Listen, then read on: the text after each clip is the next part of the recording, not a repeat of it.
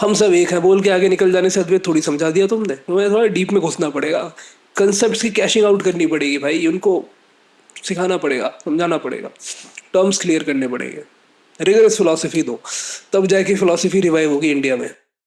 बाकी content creators से मुझे थोड़ी ऐतराज कि उन्होंने अद्वैत को का एक तरीके से बहुत पॉप कल्चर अंडरस्टैंडिंग फैला दी है लोगों में, जहां Advaita is something that's just about spiritual poetry basically. चाहे वो आपके मोटिवेशनल स्पीकर्स हो, चाहे वो आपके स्टैंड अप कॉमेडियंस हो, चाहे वो आपके पॉडकास्टर्स हो, रेगुलर कंटेंट क्रिएटर्स हो जो इंडियन फिलोसफी पे वीडियोस बनाते हैं, या चाहे वो अपने फेमस रिटायर्ड आईपीएस ऑफिसर हो, if you know you know मैं किसकी बात कर रहा हूँ। तो उन्होंने अद्वैत को इतना मिस्टिफाई कर दिया है, अद्वैत को इतना स्पिरिचुअलाइज कर दिया है कि उसका जो रिगर है, उसका जो एनालिटिकल पक्ष है कि क्यों अद्वैत ये कहता है कि मैं सत्यम जगत में थे, इसके पीछे का लॉजिक क्या है। सूडो लॉजिक नहीं, पॉप कल्चर लॉजिक नहीं भाई, रियल एनालिटिकल लॉजिक बताओ। मतलब प्रमाइस 1 प्रमाइस 2 कंक्लूजन खटाक, इस तरीके वाला लॉजिक लेकर आओ। और प्रॉपर एनालिटिकल जो पॉइंट ऑफ व्यू है अद्वैत का, वो इस चक्कर में छुप जाता है। क्योंकि जब आप किसी भी ऐसे कंटेंट क्रिएटर को सुनते हो और आप उससे पूछो यार अद्वैत वेदांत क्या है, तो वो सिर्फ एक ही चीज बोले, अद्वैत वेदांत ये कहता है कि हम सब एक है।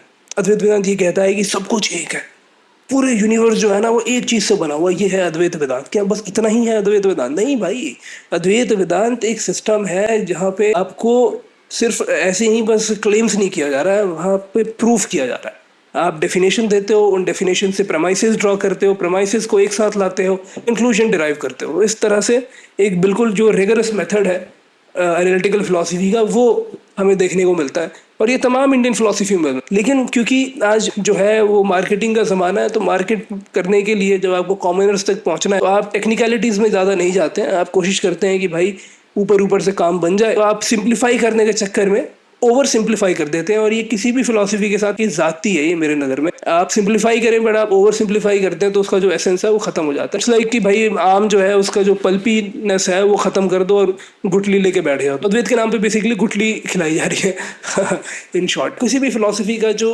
मज़ा है वो मिस्टिसिज्म और रैशनैलिटी दोनों के एक कॉम्बिनेशन से आता है।